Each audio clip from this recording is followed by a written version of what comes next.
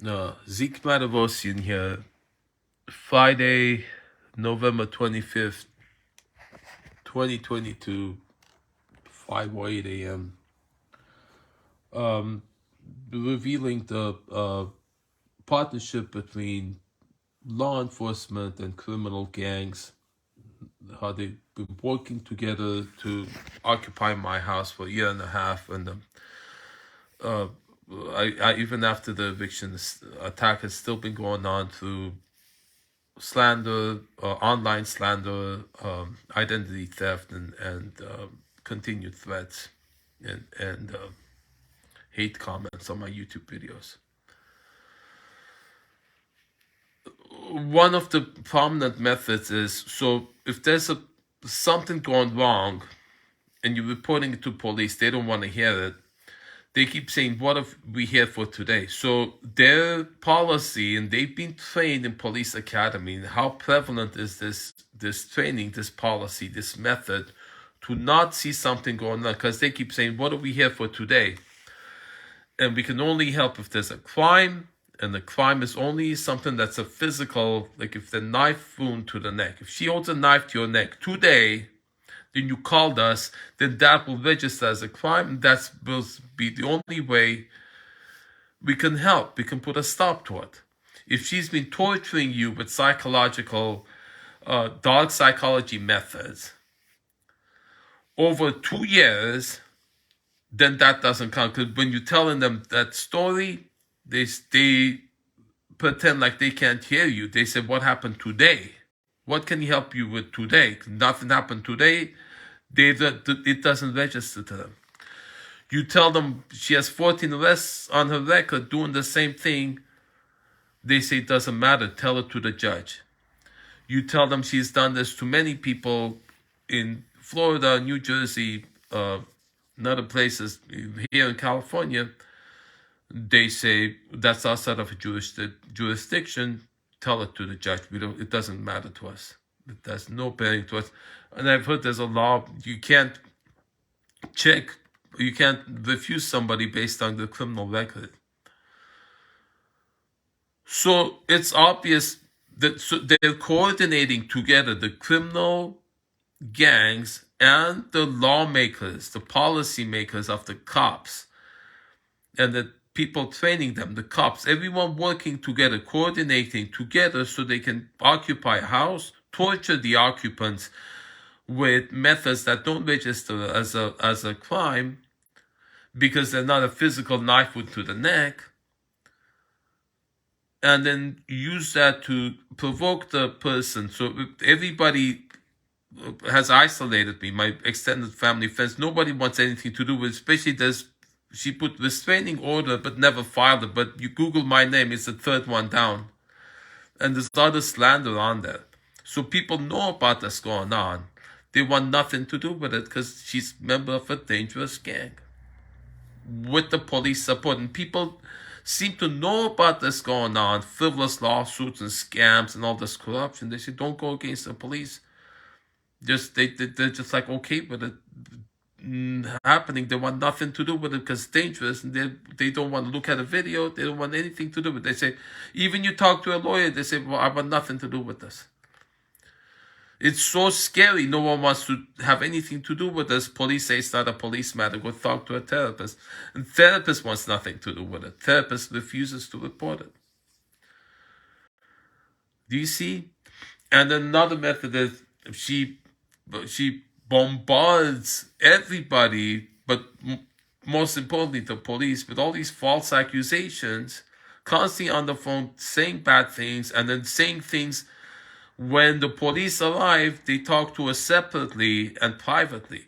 So they're hearing all this stuff that I don't even know what she's saying. I have some idea. She was saying she was being abused sexually or being forced to have sex for free rent, when that has no basis, because my girlfriend was here. She drove my girlfriend out of here by killing her dog and constantly harassing her and lying to her in order to give some credence to her narrative that she if I have my girlfriend satisfying me, why would she get my girlfriend to leave force my girlfriend to leave if she's concerned about being pressured to have sex. You see? So she's telling them all these lies that I don't even know about, that would partly explain why they're constantly coming here scolding me for something I have no idea about. And if she doesn't show up to court, so 3 opportunities she's had to come to court, she doesn't show up. She says because she didn't get the mail. She can't get the mail because that's a lie. Because I personally, I put the mail for the appearance on the mail in front of the judge on the glass on the window where she goes in. She never opened it. So I have video asking her that's the mail to go to the court. She didn't want anything to do with it.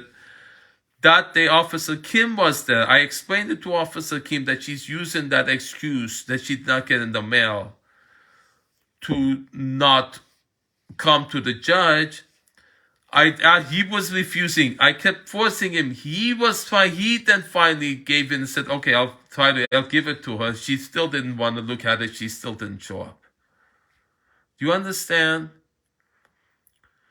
And then the restraining order, that one officer that seems to be the most malicious, I realized she keeps saying, "Go get the restraining order," as a fool's errand. Every time I'm trying to get a point across or get something done, she'll say that to dirty trick. Go get the restraining order. And they'll shush me, they'll yell at me, they'll scold me constantly, they'll lie, and they'll refuse to enforce the restraining order. I felt she broke the security camera above that room where she was doing drug dealing and prostitution.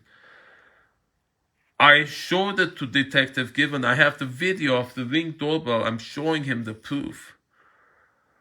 On my video on the surveillance camera, there was nobody else there. My surveillance camera shows any movement. I was the only one there. In that time that it broke, and then she has access to my Ring doorbell. I suspect I have a lot of proof that she's hacked in the computer, and then that she was actually watching our own surveillance camera that we have, and that she was able to delete that certain video because I showed it to him. He was convinced. On that video you can see. But then later on they say, where's the video? But if you look at his body cam on that time, and where on my Ring doorbell shows he sees it, he says, yes, I acknowledge she broke it. But then they refuse to enforce the restraining order. They bend over backwards, do anything possible to support a criminal scammer, stay here for a year and a half and continue the attacks. And when I'm telling them the identity theft is done by the same people, they say, well, we don't handle that. Another department does that. So they compartmentalize everything. So they can't see it happening. They only see through a tiny little window what happened today. What are we here for today? If she didn't stick a knife in your neck today, it's not a crime. We can't help it.